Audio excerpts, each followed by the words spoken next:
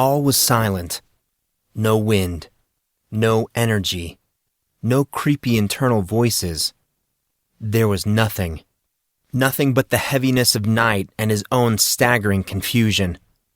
He grimaced, trying to peel away his frustration. He was growing so tired of unexplainable, unbelievable events. Grey, you okay? Monson squinted as a final burning sensation left his body, and the glare of silver eyes throbbed, its lingering traces blinding him. Casey and Artorius were at his side. Casey whispered to him gently, "Seriously, Grey, are you okay? You're acting like you've seen a ghost or something." Monson cut right to the point. "You used Flash Fist again." Casey's response sounded unsure. Yeah, I did a little maneuver I came up with on my own. I call it Flash Fist Psychosis. Pretty cool name, huh?" Monson, in spite of himself, chuckled. "Yes, Casey, it's a great name. I'm surprised those guys didn't explode or something. The power you released was outrageous. You bring up an interesting point.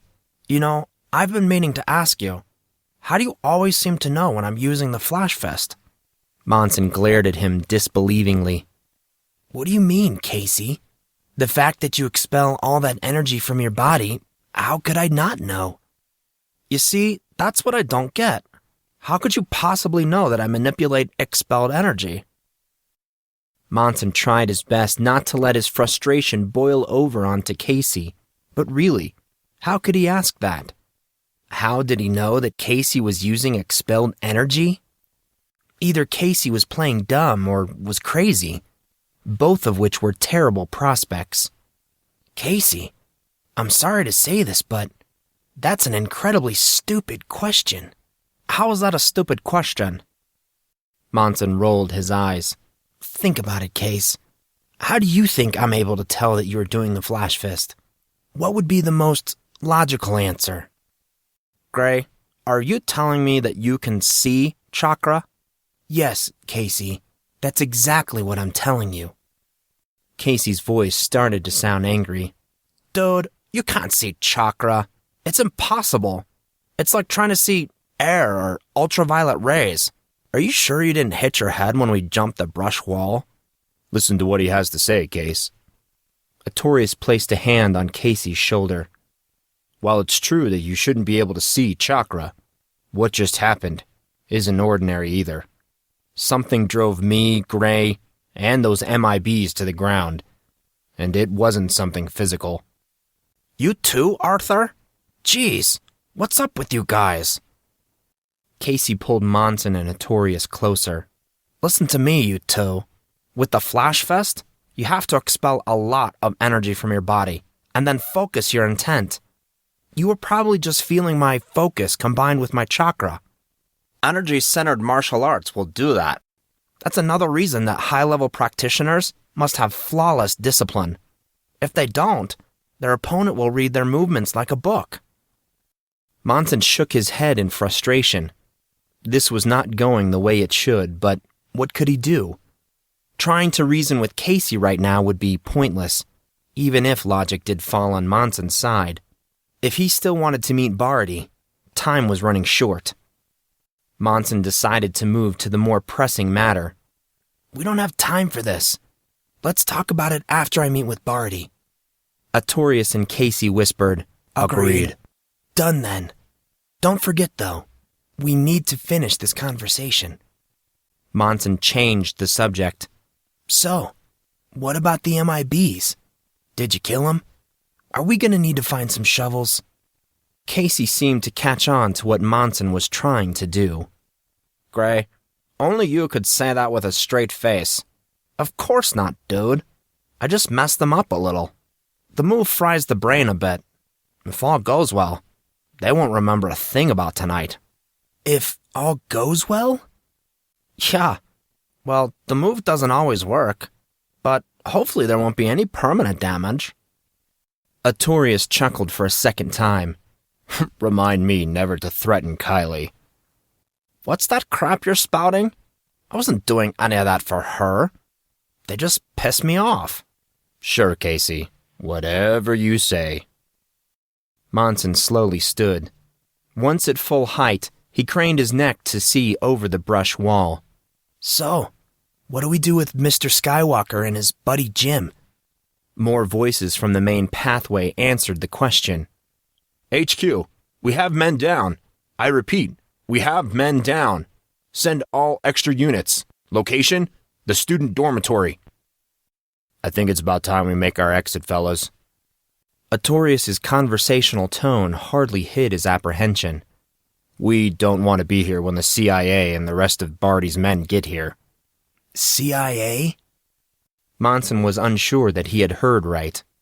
The Corn Intervention Agency? Monson started to giggle. Now that's a terrible ripoff.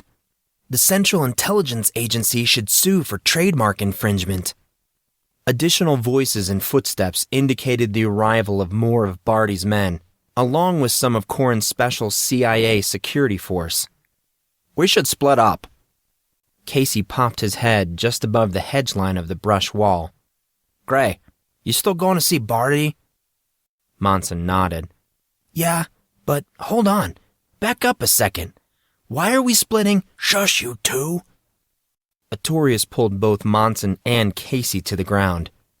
You guys have to work on your indoor voices. Casey whispered derisively. Arthur, we're outside. Using an indoor voice outdoors is a fundamental mistake of voice usage. And here I thought you were cultured. Monson could actually feel Artorius rolling his eyes. Anyway, Casey, you go that way. I'll take Gray to meet Barty. Got it. I'll meet you two back at Gray's place. Be careful. Under the cover of night, Cassius K disappeared into the darkness, making no sound as he slipped into the shadows. Artorius and Monson crouched and moved slowly away from their hiding place, being careful not to make any noise as they crept along the border of the brush wall. Monson followed Artorius in silence until the echoes of gathering foot soldiers faded. Monson tapped Artorius on his lower back. Arthur. Yeah, Gray. Why did we need to split up? Think about it, Gray. It's Casey we're talking about here. Yeah, I kind of figured. You good then? Yeah, I'm good. Artorius turned and gave Monson a little pat on his shoulder. Come on, Gray. You have a date with the CEO of the Barty conglomerate.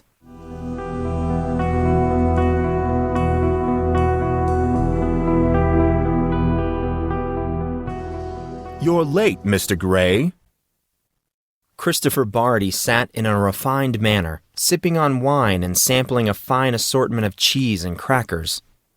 Monson walked slowly up the steps of the GM's inner courtyard main gazebo.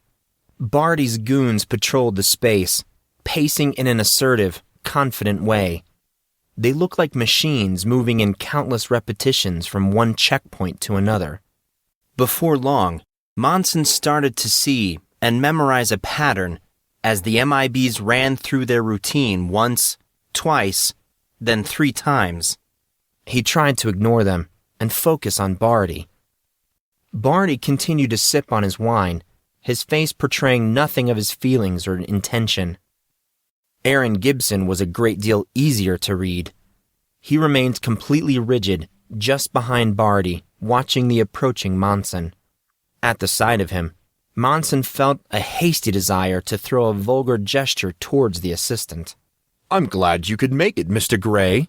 But why were you late?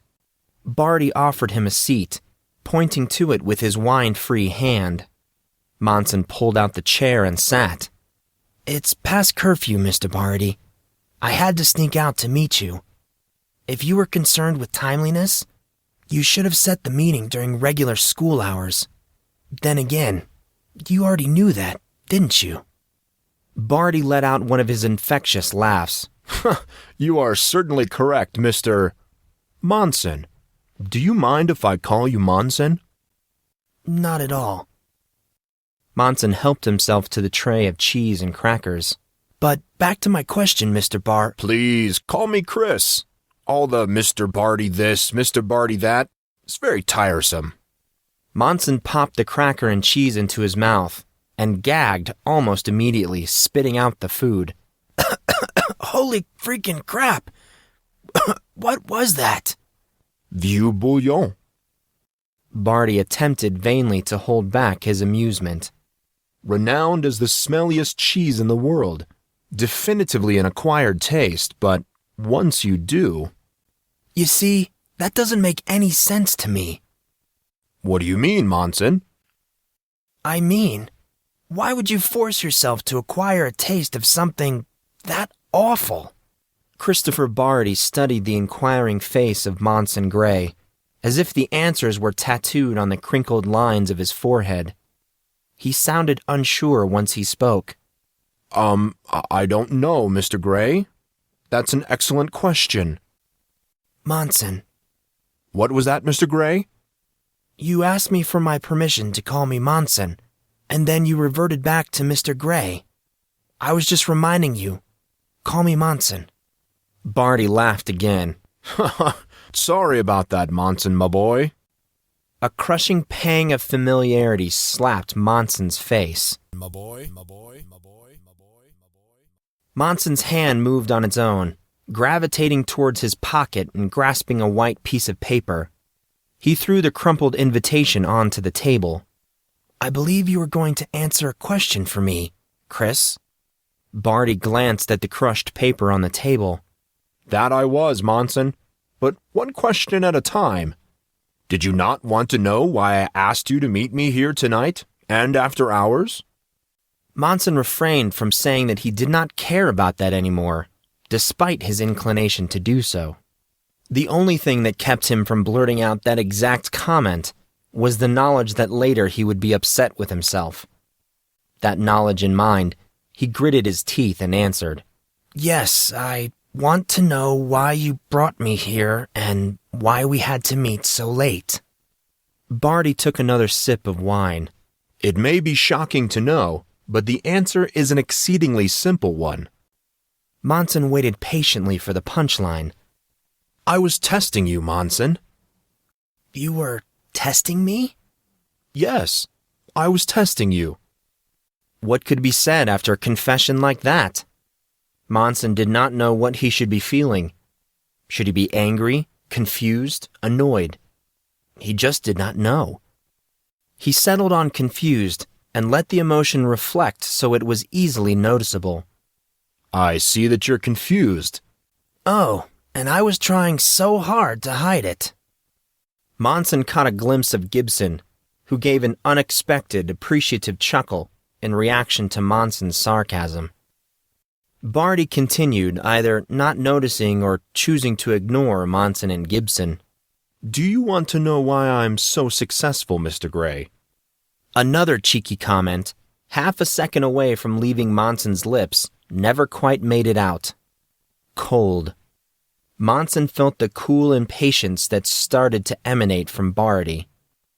Monson decided that it was about time to get down to serious business. Sure, Chris.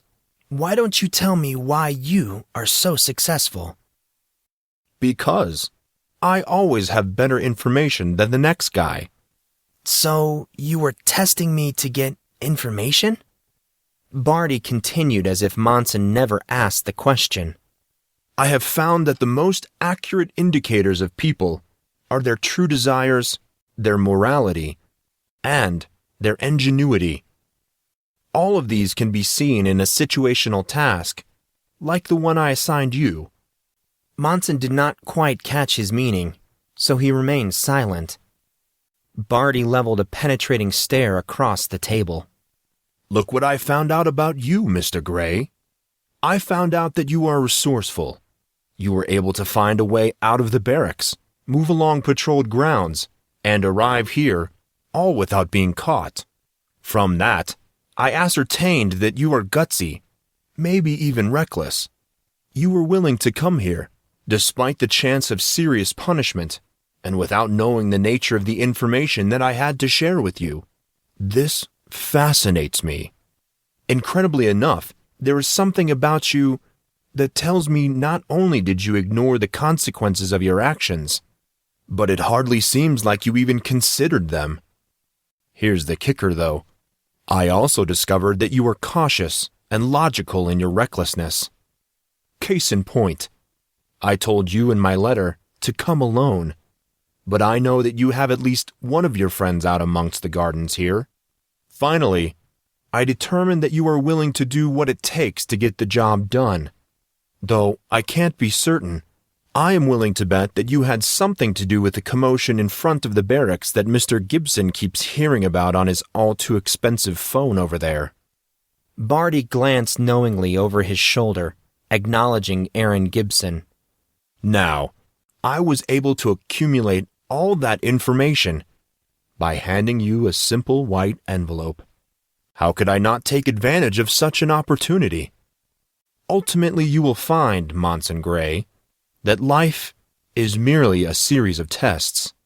The measure of your success will be how you tackle those tests. Monson reached for another cracker. You practiced that speech? Barty let out another unexpected chuckle. Yes, I did. Did you like it? Monson shrugged. It was clever, though I noticed you left out your reasoning behind my testing. You are a sharp one, my boy. You really are. Barty leaned forward as he reached into his ridiculously expensive-looking jacket. And alas, you, Mr. Grey, just asked the $40 billion question. Barty took a second, nondescript envelope and tossed it to Monson. It landed on the table in front of him. Barty nodded towards the small package. Open it, and I think you will like what you see. Monson opened the envelope and pulled out the contents. It was a check from Barty Bank Shares of America, made out to a one Monson Grey. A check for $42,765,343,321.78. So actually it's a $42 billion question. I rounded down. I hope you'll forgive me. Barty laughed at his own joke. Say something, Monson. I just handed you a great deal of money. Monson stared at the check in his hand. Thank you? Gibson sneered this time, making no attempt to hide it. Monson rounded on him. Don't judge me, Gibson. What the heck am I supposed to say in a situation like this?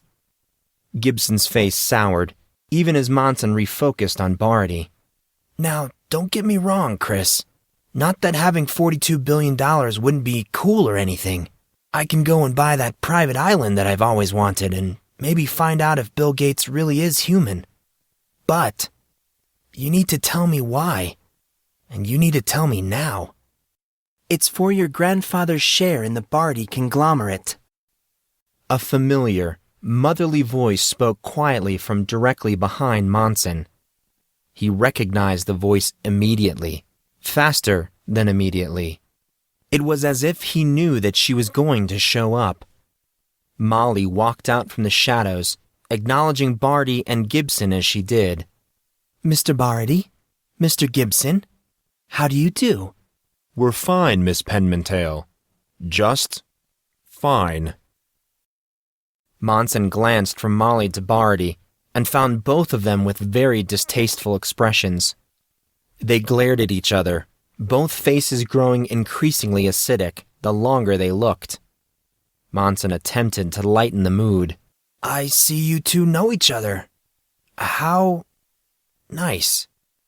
Molly shot Monson a sharp glare, a glare so sharp that he recoiled from its effects.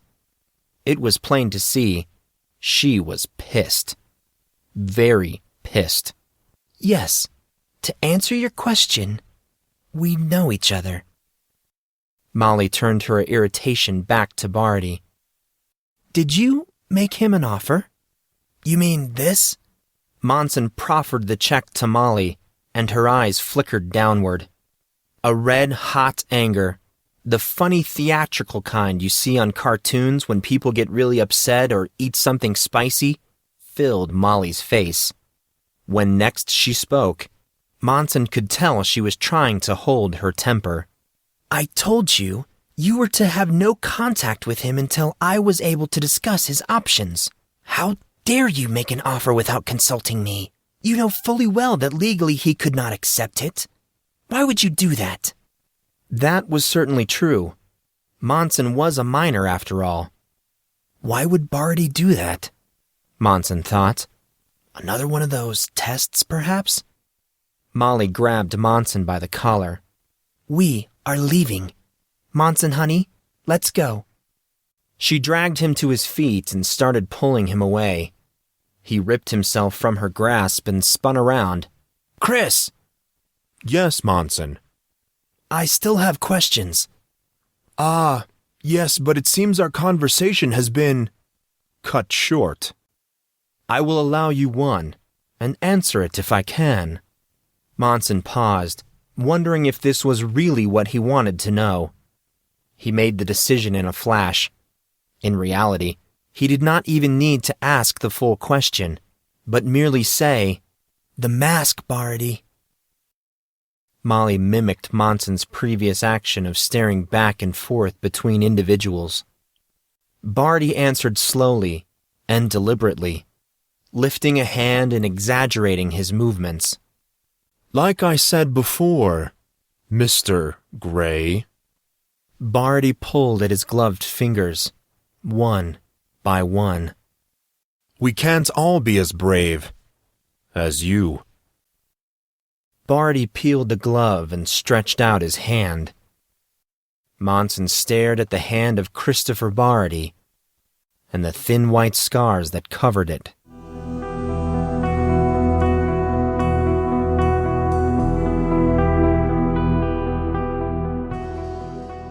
Monson, Molly, and Artorius trotted along the path leading from the inner gardens of the GM back to the main pathway that connected it and the barracks. Why didn't you tell me that Barty wanted to see you? Molly sounded incredibly angry. Monson's own disposition mirrored hers. Because I didn't know I should. Why didn't you tell me who was coming, that he wanted to see me?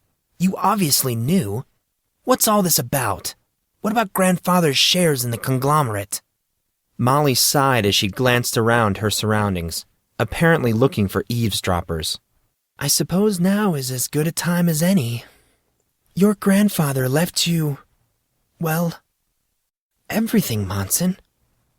His houses in Washington, California, the East Coast, England, France, and all of his property in Asia. He left you his cars, his weapons and coin collections. But most important of all, he left you his investment portfolio, which includes 34% of the Barty conglomerate. Monson almost did something extremely corny, like digging in his ear before asking Molly to repeat herself. He did not, though, as the humor did not seem to fit the situation. He did, however, stare at Molly in confusion as he spoke. Molly, when we first discussed coming here, about the money and all that other stuff, why didn't you tell me? I'm so sorry, Monson, honey. She sounded like she meant it. But think about my position for a moment. How was I supposed to tell you about all this when you couldn't even remember your grandfather? It's a bit too much for any youth to handle. Sweetie, I don't think you get it. Your grandfather was one of the richest people in the world. This, of course, means now you are. Why do you think I wanted to get you to this school so badly? Monson started to interrupt her, but Molly preempted him. I know you are upset, Monson, honey, and I am sorry I didn't tell you. I really am. But you have to trust things like this to me. I am your guardian, after all, and I might not be able to do much, but at least I can take care of your inheritance. It's funny you should mention that, Molly. Artorius finally spoke up. I've been wondering about that for a while now.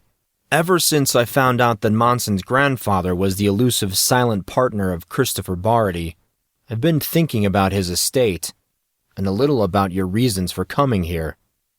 Molly, you knew Monson before the incident at the bridge, right? Molly nodded her head slowly. Do you know why Monson and his grandfather were so keen to get Monson in as the Horumvir? Molly replied regretfully. He only talked to me about it on occasion, Arthur. Why do you ask? Well, it's a bit on the weird side. With all that wealth, why go through the trouble of becoming the Horumvir? The position is extremely flashy, and let's face it, Monson's not really a flashy guy. A lot of it had to do with running under the radar.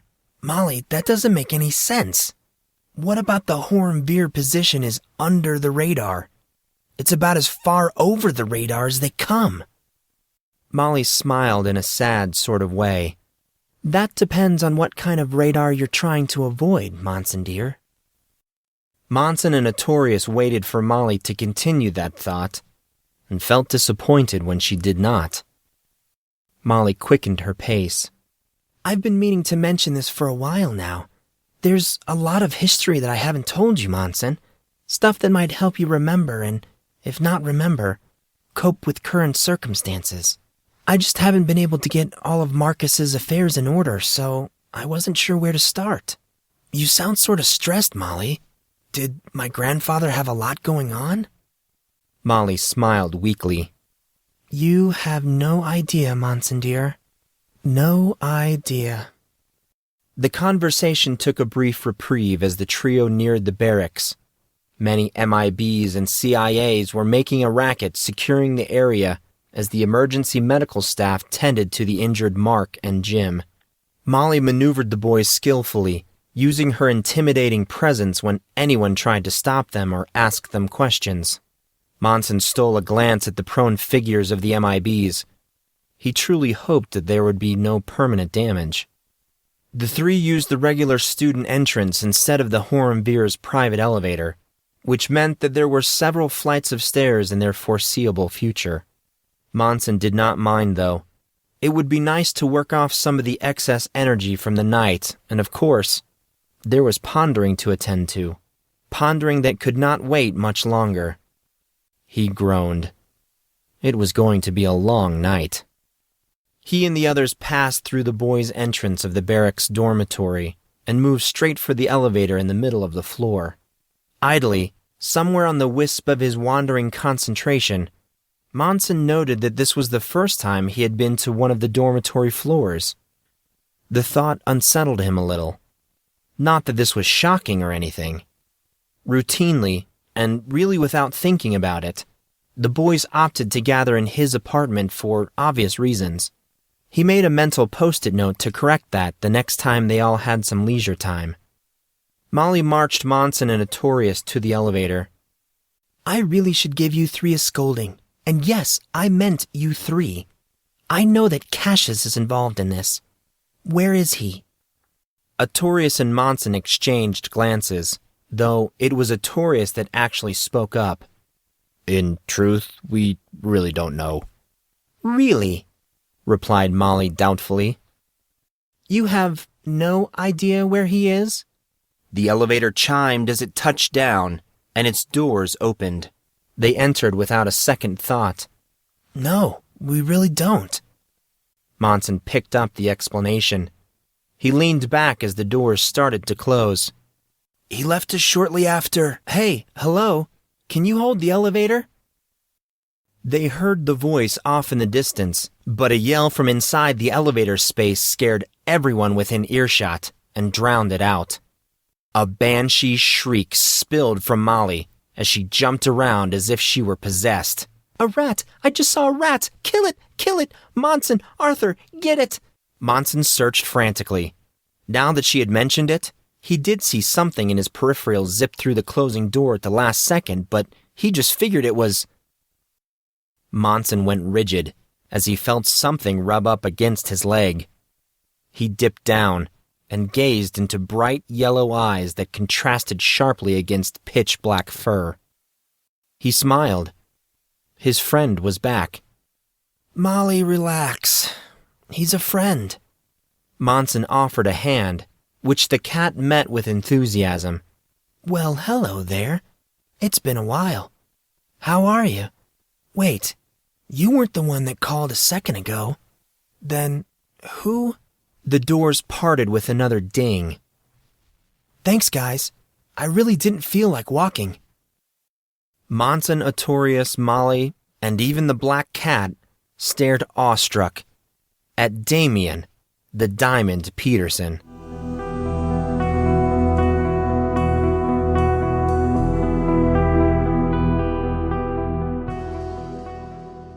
I really don't know how to start this. I know how my younger self used to start entries, but I don't really like that. I think it's stupid to start by greeting yourself or your journal as if it's a person. Seriously, who does that? Then again, well, never mind. Moving on. So, I don't know why I didn't think to do this earlier. Well, that's not entirely true. Actually, that's not true at all. I don't know why I would make excuses to my journal. Anyways, I'm getting off topic. I've been meaning to do this for a while, but something seemed to always get in the way. It actually makes me wonder how my younger self did this. I'm 15 and I have the attention span of a 3-year-old. Oh yeah, I'm 15. Ha! That's the big news today. I'm 15 years of age. Sweet, right? I don't feel that much different from when I was 14, but I doubt anyone ever does. We're supposed to have some sort of party later, but who knows if that'll actually happen. Artorius and Casey both left for vacation 2 weeks ago. It wasn't that big of a deal, but it has been lonely. The new semester starts this week too. I'm actually really excited for it. It's been way too quiet around here. In the spirit of new beginnings, I thought it would be nice to do a simple recap of what's been happening in my life the past couple of months. I think the thing that stands out most in my mind is Cyan's garden. Wow, you should see it. I don't want to put too many details in case someone reads this, but it's something. I just kind of ran into it while walking behind the field when I was walking back from 6th period. And wow, the place is magical. She's something, that girl. Even if she has the disposition of a wet rabbit. Disclaimer, if you ever read this, Cyan, I did not write that. It was my evil self. Hit him with your boken. Moving on, I think that the biggest scandal or news for the school over the last couple of months was the Gossip Guy debacle back in late October. The story is a long one, so I don't want to get into the details here, but let's just say that people lost a lot of faith in the site when they reported that Damien the Diamond Peterson was in the hospital. Okay, that statement's a little misleading. Him being in the hospital was actually true. That wasn't the problem. It was the reason he was in the hospital that got everyone worked up. Damien left school to get his appendix out. That's right. He left for a routine, albeit emergency surgery. So consider his shock when he found out that most of the school thought he was dead or close to it. Molly, Artorius, and I were the first to see him in one piece upon his return. Yeah, that was an awkward conversation. Which brings me to my next item of discussion. I'm totally crazy. Yes, I said I'm completely crazy. I just mentioned that Damien had not in fact been attacked in his private weight room and had just left for an emergency surgery. So, consequently, he doesn't remember speaking to me in the weight room. As a matter of fact, he doesn't remember speaking to me or going to that weight room at all that day. So, really, I don't know what happened. The only evidence that I have that I'm not completely delusional is that the weight room was in fact destroyed. So, I'm thinking I did that during one of my little crazy person episodes, and just don't remember. I don't know why Damien was involved. Still trying to figure that one out. Classes ended on a high note, my favorite being Mr. Gatt's class. The end of semester project was especially revelatory. Are you ready for the information? I don't know if you are. Okay, I'll just say it. Atlantis. It exists. I know, right? I was shocked as well. LOL. Let me explain. Instead of a test, Mr. Gatt paired us into teams and we did a mock sort of trial thing where we tried to determine if Atlantis existed, and my team totally won. Between you, me, and the pen here, I actually convinced myself there for a bit that Atlantis was indeed a real place. I know, crazy, right? Highlights of that experience were the following. Derek totally lost his cool. I have no idea why, but he started blubbering like an idiot. It was awesome. Next came the expert testimony that Taurus put on. I seriously can't even describe it. Taurus Green, the scientist, way too hot. I'm telling you. I think most of the guys in the class started a collection to force Taurus into the field, claiming that there is a governmental interest in getting her to do so. I thought their argument was pretty convincing. The government in this country has been trying, with no success, to improve the math and science scores among primary, secondary, and higher education students for the last 20 years. The senior class at Corn University actually put up the proposal that if the professors looked like Taurus, there would be a lot more interest. Note to future self. I've enclosed a picture of said scientist, Taurus Green. When you read this in 20 years and behold her, remember to thank me. Sincerely, your past self. Beyond that, everything has been completely normal. No, really, I mean it. I haven't seen or heard from my angry selves in a long time, which I guess is weird. It's been so long that I have to wonder if they were ever real in the first place. My nightmares are still there, though. I am constantly dreaming of this massive mountain pathway, a trail in the wilderness, that for some reason I can't get myself to traverse. There's also this sort of roaring in the background that's driving me batty. The only thing that comes to mind is white water. I have to admit, it's starting to get frustrating. The buck doesn't stop there either. I am now learning Casey's Galo form. This is the striking form that Casey favors so much. I'm pretty good at it too. Maybe because it's a lot like using a blade. I don't know. But it seems that I have completely lost the ability to see Casey's flash fist. Something that he was all too kind to point out. We've tested it a couple of times now. I mean, I can't even feel it anymore. Don't ask. I have no idea why. So, to spite Casey, I adopted a cat. Okay, not really to spite him. I adopted the cat because I like the cat. But I did name him Bob, and that was definitely to spite Casey. He thinks it's a stupid name. Casey's been a bit distant lately, ever since the night we went to meet up with Barty and ran into Kylie. Okay, again, that's not exactly true. We really didn't even know why she was there or carrying all those documents. Now that I mention it, we never did find out why she was skulking around that night, or what the documents were all about. We went back the next morning and everything was gone. Side note, isn't skulking a great word? I mean, seriously, it has so much depth. I love it. The new school semester starts this week. I'm pretty sure that I already mentioned that. I'm wondering how the students are going to adapt to the changes here in Corin, which are extensive. When Barty announced his project to redo Corin's campus, he wasn't messing around. He's creating lighted walkways, weird obelisk works of art, and the western dormitory is almost completely gutted. The MIB's presence here has also seemed to heighten for some reason. Not that I'm complaining. They don't affect me all that much, but Barty's not even here most of the time, so why are they hanging around? Overall, the break was pretty upbeat for me. I got a lot of sword practice in, though I had to borrow one of Casey's bokens. Now that I have some money, I really should buy a new one. I still have the splinters and broken hilt of the last one. As of now, I can't bring myself to part with it. Who would have thought I was so sentimental? I also have a new obsession. The show So You Think You Can Dance. I don't even know why I like the bloody thing.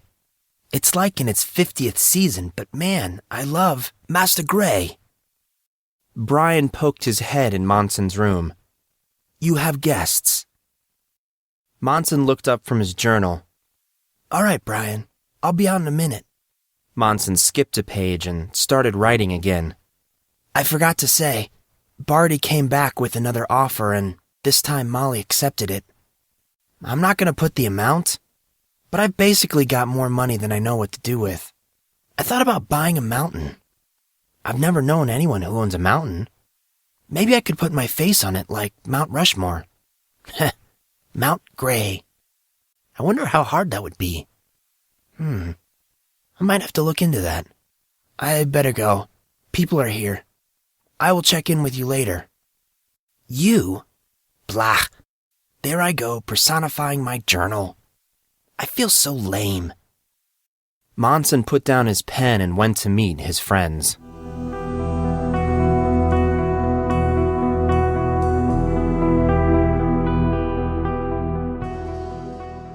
The first week back to classes was brutal. Seriously, horribly brutal. Monson did not know whether the teachers were trying a new sort of shock therapy for learning, or they just wanted to prove a point. Regardless, the students suffered a rude awakening those first few days of classes. By the time Friday came around, everyone was ready for the weekend.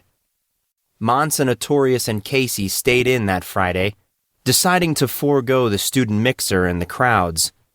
It kind of depressed Monson, who actually made a bet with Artorius that Casey would insist on attending the social event. So he was surprised when Casey was the one to suggest staying in. Now Monson owed Artorius a favor, one that he could not go back on. This made Monson extremely nervous. Oh, it's good to be back. Artorius stretched as the clock struck 1 a.m., and the boys ended their movie marathon. The others laughed as they switched to the Japanese direct subtitle channel. They all ended up falling asleep from there, the rich tones of Japanese voice actors seducing their senses.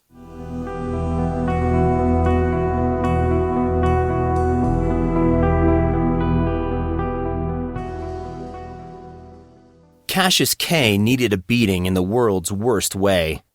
"Oh, Gray!" A familiar voice startled Monson back into reality as it washed over him.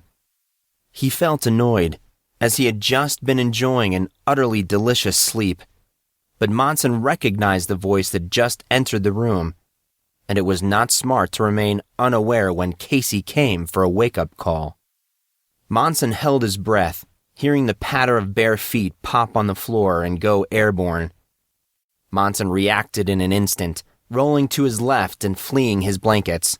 He hit the floor with grace, landing on one knee, cringing at the touch of cool wood. The move was well worth it, as he caught a priceless glimpse of a shocked Casey floating through the air, his elbow positioned forward where it could do the most damage to his unsuspecting friend. Monson smiled, readying his counterattack. Casey landed with a splash of pillows and blankets, right as Monson whipped down a pillow, crashing it right on Casey's head. "Ouch, dude!"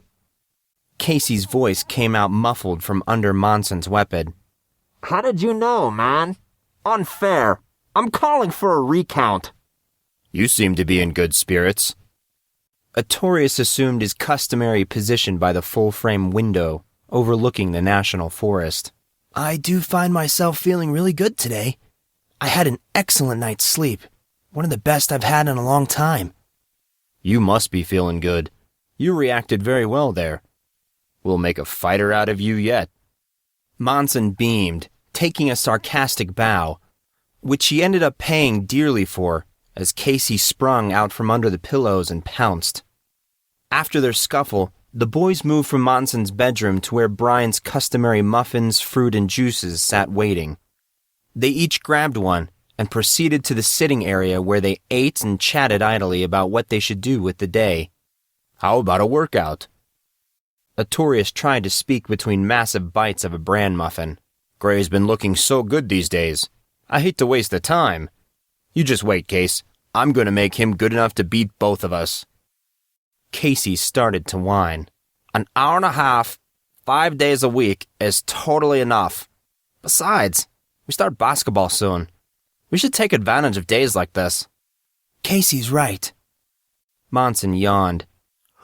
You know, I'm not opposed just to hanging out here today. "That's not what I meant, Gray." Casey threw a piece of his muffin at Monson. We stay here all the time, bro. We have the ability to leave this semester. Let's get out and go blow up a mailbox or some. Brian's entrance into the apartment shut Casey up. The boys turned toward Brian to see him carrying some plastic grocery bags, a crisp dress suit straight from the dry cleaners, and a glossy pair of trendy black shoes. Yo, Brian. Monson threw up a hand, too lazy to actively watch. I hope you got some more Pop-Tarts. Hey, what's with the monkey suit? You got a date or something? What an intriguing thought. Brian sounded amused. He hung the dress clothes neatly on Monson's valet just inside his bedroom and placed the shoes promptly underneath. Apparently satisfied, he moved into the bar area, started to pull out fruits, vegetables, a knife and cutting board, and then promptly began to chop everything up. Monson was about to ask Brian a question when the smile on Brian's face caught him. Brian was grinning like a devious child. Brian? Monson started to move toward the bar. Why are you smiling like a naughty 4-year-old? Brian did not answer, but just continued to chop, slice, and dice in preparation for something absurdly healthy that no normal person would want to eat.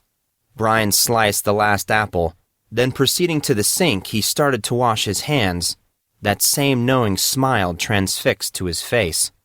Monson bared his teeth in frustration, but he also understood Brian well enough to know that pestering him was a waste of time.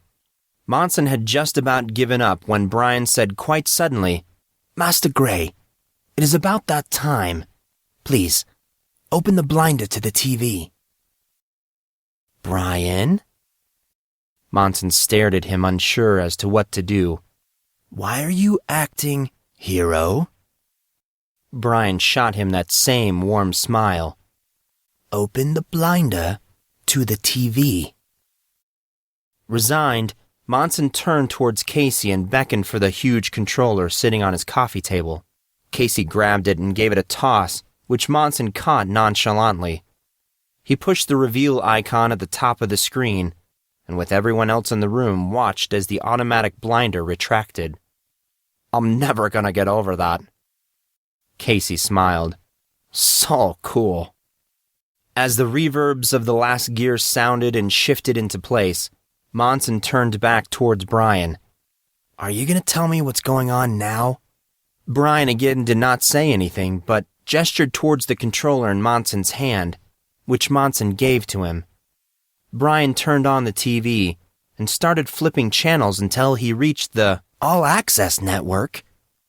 Monson let out a fairly believable fake vomiting sound. Blech! Why do we care what the school? Today's top story is an interesting one, boys and girls, said the smooth voice of Derek Dayton. I know that everyone's been waiting for the nominees of this year's spring solstice, which yours truly just received. The holdup was due to one mystery nominee who the committee could not come to a decision on. Brian, I know what you're gonna say, and there is no way that I'm going to that dance. And now, the Augusta nominees. Derek's voice had his usual, arrogant tone. Monson ignored him and continued to glare unflinchingly at Brian, who was smiling calmly. Well, there's no surprise. Casey kept his eyes on the TV, with a mix of amusement and annoyance. Taurus Green, Cyan Harrison, Mary Braden, Amber Summers, and Kylie Cormack for the girls. Casey spoke, looking thoughtful. Yeah, maybe we shouldn't go. This could get ugly. I will second that. Monson shifted back to look at Casey. Look, let's just have another boys' night out. I'll call in the helicopter and we'll go to... I do not think that is going to work. Brian simply examined the cuff of his sleeve. You will be busy that night. I already told you. Monson turned back towards Brian. I'm not. And the final nominee for Augustin, drumroll please. Wait, what? That's impossible. Derek looked at the camera, his eyes growing to the size of stoplights. The final nominee for the spring solstice's Augustine is Monson Grey. You gotta be kidding me. Freshmen aren't allowed to enter. Indigo said so. You have to be backed by the Senate and every... Actually, what Indigo said was that they hardly ever get through. Artorius continued watching the TV. Is that what she said? Are you sure? I remember everything that comes out of Indigo's mouth. Artorius stared off into the distance, a very far-away look on his face. That's not creepy or anything. Monson rounded on Brian. How on earth did you know? How do you always know? I don't get it. I have my sources. Brian fixed about retrieving cups. Now, how about a fruit smoothie? It will make... Brian, why are you so calm? As a matter of fact, why are all of you so calm? Hello? You do realize what just happened, right? Casey spoke up. Honestly, I can't say I'm terribly shocked. I mean, I've just kind of gotten used to weird stuff happening around you. And I'm actually kind of happy. That means we get to go in your group. Guys, you don't understand. I don't do dances. I don't ask girls out. For heaven's sake, look at me. Hero. Brian used that same calm, comforting voice. Take a breath. Monson glared at him. Come on, you will feel better. Monson did what he was told, closing his eyes. He took one deep, steadying breath, and then another. After a few of these, he did in fact start to feel better. When he opened his eyes, everyone in the room was watching him. Monson was at a loss for words. Master Grey. Brian walked to the side of the seating area. This is a dance, not a conference on world peace or a meeting of the Federal Reserve. The what? Monson raised his signature eyebrow. Never mind. Brian chuckled affectionately. This is not difficult. All you have to do is find a nice girl, ask her to dance, and then go and enjoy. I know you like to dance. Molly told me so. She did what? Monson burned bright red. Well, it's true, I do like that show, So You Think You Can. Molly mentioned that you danced all the time before your incapacitation. She said what? Really? Casey chimed in, suddenly interested. What kind of dancing? Breakdancing? Hip-hop? Ballet. Apparently Master Grey was quite the nutcracker. They watched Brian's calm smile take on a malicious hint. Brian! Now that's just a downright lie. Brian, Artorius, and Casey all broke out laughing. Monson just threw up his hands, defeated.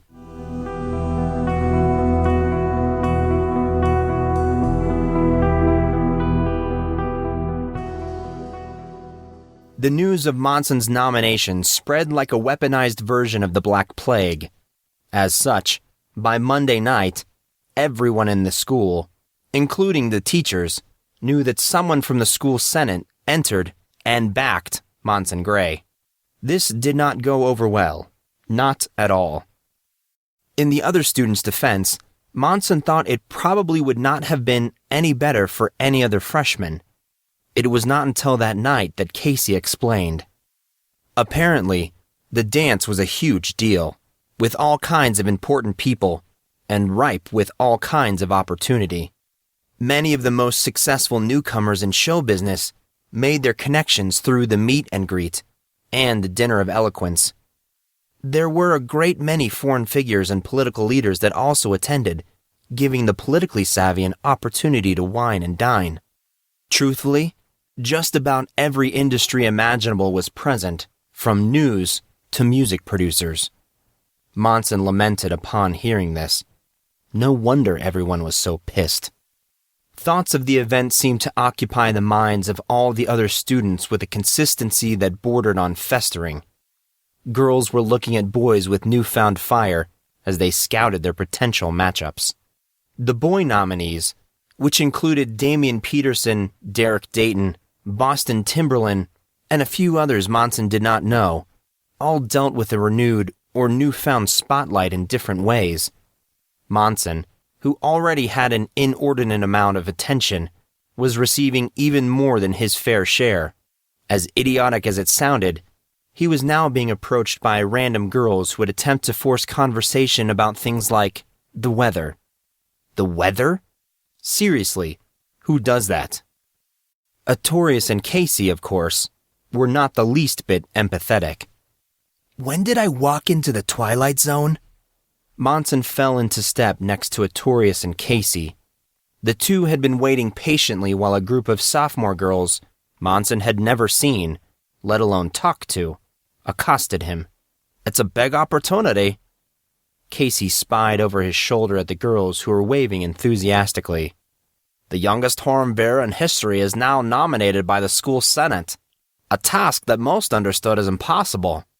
You're going to get a lot of hype in the coming weeks leading up to the dance, and whoever your date ends up being, she's going to get the same treatment. So? I still don't understand why that would make me a rock star all of a sudden. Now, really, how do I go from one of the most disliked individuals on campus to one of the most loved? I mean, I think that blonde girl over there was with Derek and his goons when they tried to jump me right before winter break. Pity. Casey tried not to laugh. She's cute. I don't find this funny. Monson glared at Casey. And you so aren't helping. Okay. You're right. I haven't been very helpful. Casey put a thoughtful finger to his cheek. Let me think. Arthur, who are you asking? Artorius, who was still watching the group of sophomore girls, turned back towards them. He shied away, an embarrassed look on his face. Already asked someone. What? Who? When? Indigo, said Artorius, his face a bright shade of red. I asked her at lunch on Sunday. She told me yes this morning, but only on one condition. Condition? Monson scratched at his chin. What was it? That we had to go in the same group as Monson. What the heck is that? Casey's face screwed up in a mild blend of thoughtfulness and irritation. You know, I gotta say, she's a seriously weird chick. No disagreement here. The boys continued to walk, reaching the inner gardens, the same garden where Monson met with Barty so many months ago. Monson felt a certain warmth for the place. These days, he and his friends tried to avoid the gardens, as it had become a sort of informal meeting grounds for students. The gardens was not as close as the grounds outside the barracks, but seeing as most of that was ripped up, it was within reason that the students would want to find somewhere else to hang. Most of the cool kids could be found there if they were not studying or doing the other various activities that Collin had to offer. While Monson was not a fan of the crowds, Casey really liked the atmosphere, which Monson secretly thought had something to do with Kylie. He kept this observation to himself, of course, as Casey was always so sensitive about her. What are you doing here, Grey? A smoothly arrogant voice sounded, jarring Monson and the others. He pivoted to his left to see none other than Derek Dayton, sitting primly on the grass, surrounded by his usual goons and groupies. Ah, Derek, you're looking delightful, Grey. Derek touched his face fondly. That's the word you were looking for. A cold smile played on Monson's lips. I was thinking more along the lines of ripe or maybe moldy. Derek's eyes narrowed. You haven't answered my question, Grey. And what question was that? What are you doing here? Monson felt too annoyed to avoid the confrontation. I would think that was obvious, Derek. I'm standing here. Why do you ask?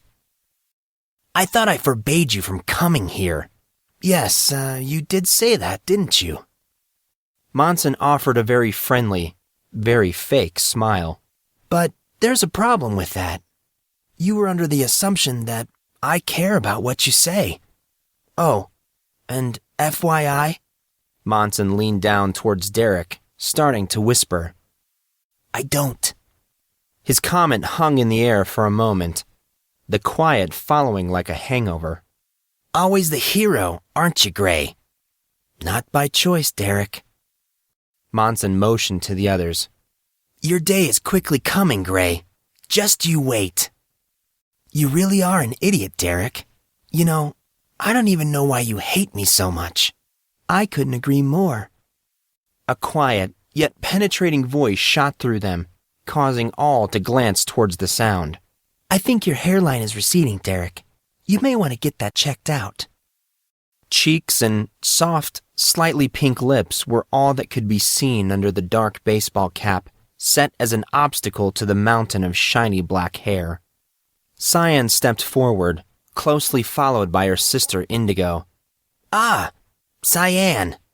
Derek spoke in his fruity, unctuous voice, alternating and making it take on a revered, slightly more mature tone. Why don't we stop all the preamble? We all know what you think of my looks. The girls sitting at Derek's feet stared at Cyan with open disgust, their hatred of the eldest Harrison actually emanating like heat from asphalt. Cyan pushed the front of her hat up a bit, revealing her icy blue eyes. Seems like your fan club has something to say. Cyan peered down at the girls. Derek glanced toward his groupies, who quickly averted their eyes. Cyan's ability with a Boken was legendary. There was no way they would risk an open confrontation with her. Not if they wanted to keep their pretty faces intact. Good girls, cooed Cyan softly. Come, boys, let's leave Derek to his harem. Cyan promptly herded the others away from Derek. It's okay, Cyan. I love to watch you go. Cyan ignored him, leading the group to a grassy knoll where they took up seats under the sweeping branches of a massive weeping willow. The place was hardly serene, however. Not far away, a cluster of football players, including Damian Peterson, were tossing a football, making rude comments, and generally acting like stereotypical jocks. Monson sat down and smiled as he inadvertently caught a glimpse of Taurus Green sitting across the makeshift field. She was beaming at one of her friends, who was apparently in the middle of a very riveting story, judging by the looks of her spectators. Monson continued to watch as Taurus giggled enthusiastically. His smile widened. Funny how certain people could add so much to a setting. Taurus was truly one of those people. Her movements were neither forced nor exaggerated, and yet, while her smile was laid back, spouting confidence, she just emitted likability. Monson could not help but study Taurus as any real understanding of her continued to elude him. Like when she spoke with him when she was getting ready to perform at the assembly back in October. The bulletproof Taurus, which was a phrase Monson coined, was not as bulletproof as everyone always thought. When she got excited, things seemed to change. Her hair seemed to turn just a little redder, her movements a little more forceful, and her tongue just a little sharper. Simply put, Taurus Green's well-known passion added coloring, making her personality and appearance change. An odd characterization, yes, but true nonetheless. There were little signs of such foolishness now. Taurus seemed totally lost in the punchline of her friend's story. Well, then again, maybe not entirely. Monson focused on Taurus's eyes, which were not quite as attentive as Monson knew they could be. It was as if she was looking right through her friend to something else. He sat for a moment more, trying to determine what exactly she was thinking. But as so often happened at times like these, those times when you want to look a little longer, Taurus glanced in his direction. Her eyes met his. She just totally caught you.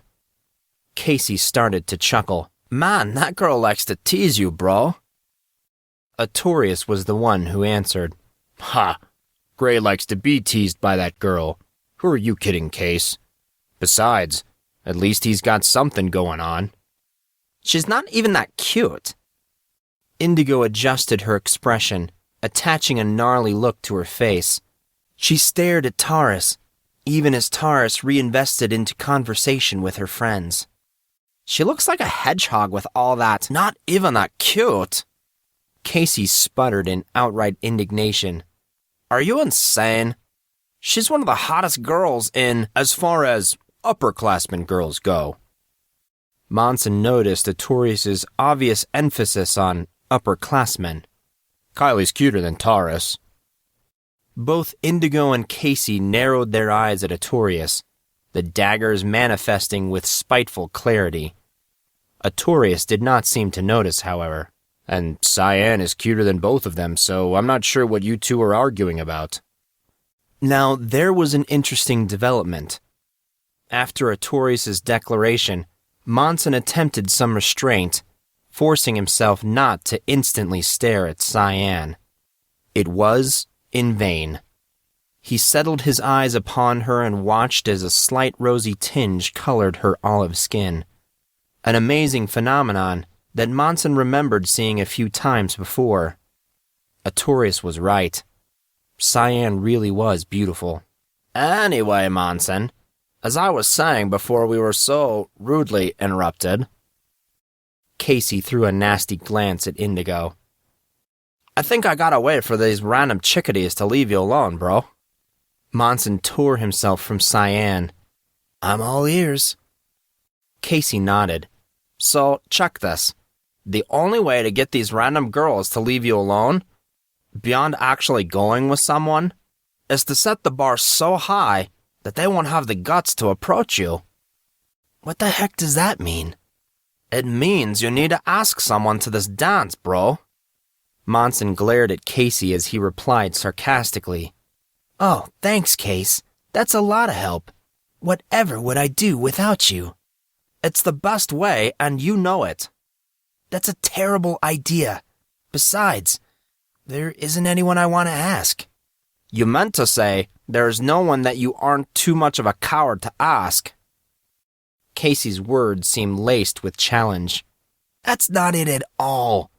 I'm not afraid to ask a girl to a dance. It's just there's really no one I want to take. So, if I told you to ask someone, you'd do it? No fear of rejection, no hiding in the bathroom.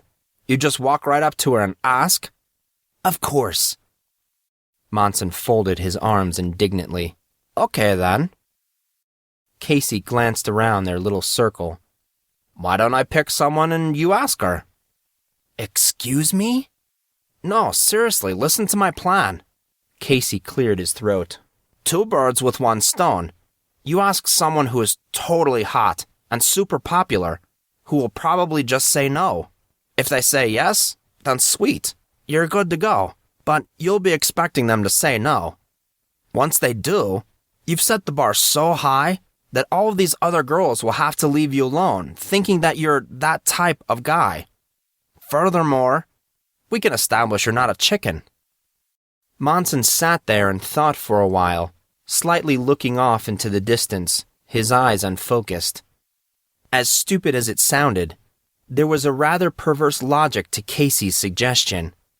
However, the whole idea of actually asking someone with the intention of getting rejected seemed overtly idiotic. So what should he do? A sharp poke to his midsection brought Monson back to reality. Monson! Artorius poked him again. Ouch, Arthur. That hurts. Monson scowled. What is it? Artorius pointed to the direction in which Monson just turned from. A group of girls they recognized from their year sat not far away from their little group. All were looking his way, smiling and giggling behind hands. Monson gave a resigned wave of the hand. I can't believe I'm agreeing to this. Okay, let's get this over with. Who do I ask? That's a good question. Casey grinned deviously. Let me ask you a question before we start, Grey. Monson cocked the eyebrow. What's that, Case? Are you sure there isn't anyone that you want to ask? No, not really. Casey let out a forced laugh. Oh, okay then. Now, this girl has to be popular and pretty and not random. It probably wouldn't stick if you just asked some chick you didn't even know. No, it has to be someone you're familiar with, or at least someone you've talked to. I wonder who would have that kind of sticking power. In the midst of Casey's mock consideration, Monson knew he had made a big mistake. Taurus Green! I should have seen that one coming, thought Monson, even as his jaw jerked open. No way, Casey. You're on crack. There's no way that I'm going. I knew you were chicken. Casey donned a triumphant smile on his face. This was probably Casey's plan from the beginning, but for what purpose? Monson did not know. He narrowed his eyes, letting all his discontentment bore into Casey. He was stuck between a rock and a really hard place. He could either embarrass himself so thoroughly that he would have to hide for the remainder of high school, or he could live with Cassius K and the never-ending reminder of his big talk for the rest of his life. Monson decided that the latter was a much greater evil. Okay, I'll ask her. Oh, you gotta be kidding me, shouted Indigo. What's with you? Asked Casey, a knowing smile on his face. Does that upset you, Indigo? But why on earth would— Shut up, Cassius, Indigo growled in a forced voice of calm. Not that I care, but why should he go through the embarrassment of asking Taurus when there are other girls that are way cuter and might even say yes? If I didn't know any better, Indigo, I would have thought that you were jealous. Indigo does have a point, Cyan resounded in a quiet voice. I don't really know Taurus very well, but the odds of her saying yes are not all that good. Why not ask someone that would actually go with you? Cyan, breathed Monson, though no one could hear. So you don't want to ask Taurus? Casey threw his hands around his neck, sounding relaxed as he did. Then who do you want to ask? Excuse me. The familiar voice that jarred them had a much greater effect than the situation really warranted. Each of them took a moment to gather themselves. Damian Peterson stood before them, spilling awkwardness from every pore of his body. He looked at each of them, saying their respective name in turn. Monson, Casey, Artorius, Indigo, how are all of you? We're okay. Casey's voice sounded unsure. And yourself? I'm fine. Uncomfortable silence followed, exacerbated by the many people noticing their conversation. The noise in the gardens died out around them, and everyone in their little group could feel the eyes of the rest of the student body that was present. The reason I came over is— Damian stumbled stupidly over his words. What I wanted to say was, Cyan, can I have a word? Surprised, Cyan gave Monson a sharp expression that he did not quite know how to take. She answered Damian. All right, sure. Cyan sounded as unsure and awkward as Damian did. The eldest Harrison got to her feet, adjusted her clothes, and followed Damian as he led her a short distance away. What was that all about? Not sure, said Artorius, watching them walk away. Maybe— Hey, Monson, where are you going? Casey and Indigo gazed at the retreating backside of Monson as he strolled towards Taurus Green in apparent confidence. What in the world am I doing? Thought Monson. I shouldn't be asking anyone to this stupid thing. Blast you, Casey, and your idiotic ideas. People were starting to notice him, now quickly switching their interest away from the diamond and Cyan. The football players glared scornfully as he neared. Please don't do anything, please don't do anything. The thought bounced around his brain as any remaining activity happening around him sputtered and died. In the middle of the football players now, Monson's heart almost stopped in a particularly tense moment when one of the senior wide receivers tried to catch a wild toss from the backup quarterback. The boy nearly knocked Monson flat on his butt. Luckily, the receiver's evasion skills enabled him to avoid Monson at the last second. Monson let out an audible sigh as he continued across the grass. People's curiosity reached critical the closer he moved towards Taurus and her group. A curiosity that was not the jocks alone. Plainly, Taurus was also watching, albeit covertly, her eyes continually shifting in his direction. Monson at this point was simply trying his best not to break out into a run. He continued to move steadily, everything focused on Taurus, bracing himself as more and more people's attention shifted to him. He was thankful that Taurus greeted him with a smile. Well, if it isn't my hero in training. And what do I owe for the honor of your visit? You flatter me, my lady. Monson took a knee next to her. I've just come to bask in your ambience. Taurus leaned a little closer towards him. Well, aren't you sweet? You'd better be careful with those fancy words, Mr. Grey. I might have to take advantage of you. Monson forced, or tried to force, his face not to turn red. Actually, I was wondering if I could speak with you for a second. Alone, if possible. Taurus wetted her lips. Well, I don't see why not.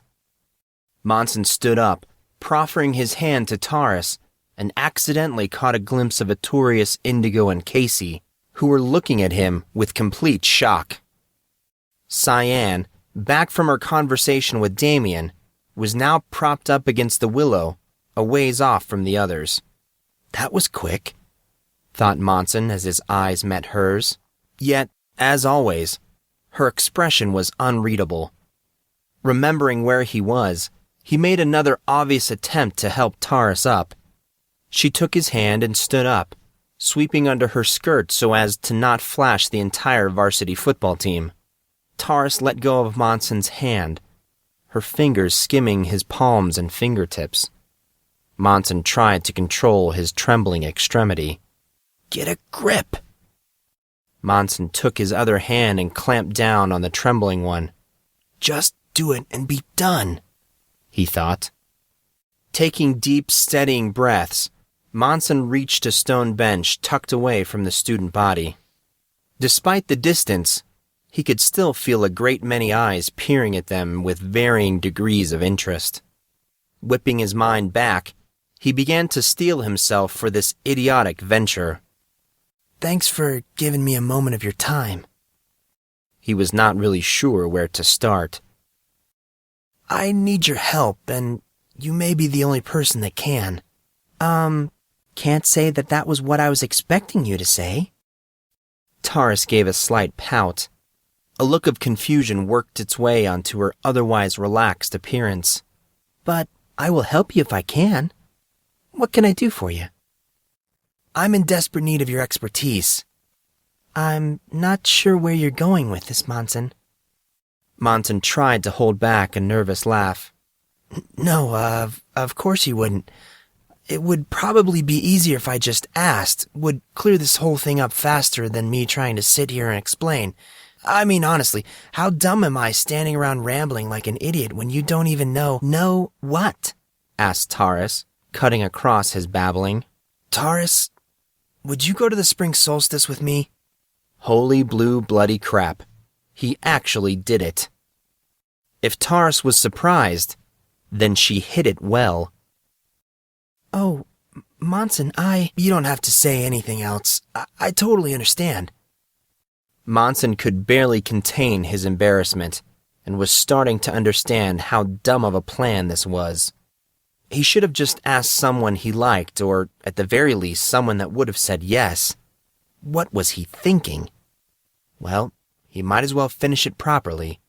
I'm sorry, I shouldn't have asked. Casey just thought that... He stopped and took a deep breath, stalling for a moment. Look, I'm really sorry, Taurus. I should go.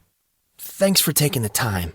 Monson turned, intending to leave, silently braiding himself for the whole thing. Wait! Taurus yelled with a shrill voice and caught his hand as he started to walk off. They hung motionless in time, Taurus holding on to his hand in almost suspended animation.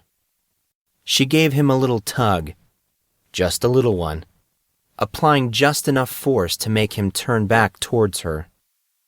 They gazed at each other, the soft green eyes of Taurus and the cloudy blue-gray of Monson boring into one another. She smiled an embarrassed smile. Her next move made his knees buckle. Taurus Green took his hand in hers, turning it over and resting it on her upturned palm. He gaped as small, delicate fingers crested the scarred and cracked tissue of his hand, wrist, and forearm. Monson felt an overwhelming warm tingle shoot up his arm. She finally spoke. It's awfully rude to ask someone out and not give them a chance to answer. I'm sorry, I didn't mean... Taurus touched his lips with one finger, silencing him immediately. She brought her hands to his hips as she stepped into him, her finger brushing under his uniform, touching exposed skin. She whispered, Ask me again. Monson did so, his tone still confused and a little afraid. Taurus smiled seductively as she tucked back his hair to expose his ear. Her hand on his neck now, she pulled him closer until her lips were a finger's breadth away. She whispered 3 little words. I'd love to.